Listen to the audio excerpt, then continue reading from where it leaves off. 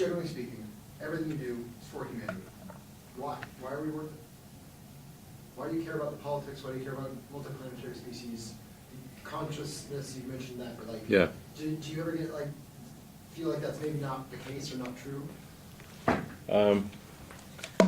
Well, I mean, there's certainly at times when I have doubts about these things. I mean, I think it's a good question you ask, because it goes to, like, at a foundational level, what is my philosophy, and why does it lead to this conclusion? So the reason is that when I was a teenager, I had like an existential crisis to try to figure out what's the meaning of life. There doesn't seem to be any meaning. For me, at least, the religious texts, and I read all of them that I get my hands on, did not seem convincing.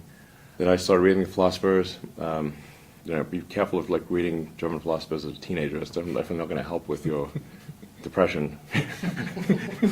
So reading Schopenhauer and Nietzsche, I'm like, ugh. Now, as an adult, it's much more manageable, but as a kid, you're like, whoa.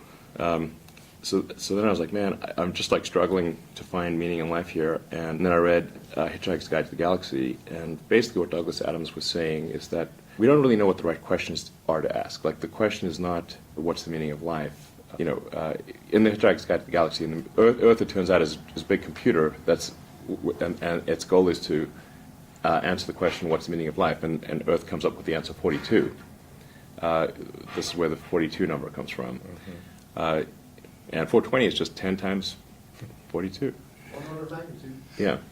In that book, which is really sort of a book about, it's an existential philosophy book disguised as humor, they come to the conclusion that no, the real problem is trying to formulate the question. And to really have the right question, you need a much bigger computer than Earth.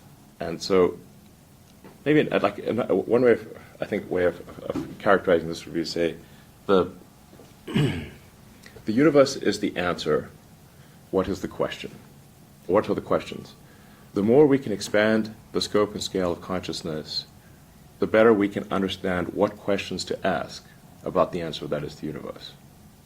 The more we can expand consciousness, become a multi-planet species, ultimately a multicellular species, we have a chance of figuring out what the hell's going on. And so, this is why I think we should have more humans and more digital, both biological and digital consciousness, and why we should become a multi-planet species and a multicellular species, is so that we can understand the nature of the universe. And then, in order for that to occur, then we have to make sure that things are good on Earth.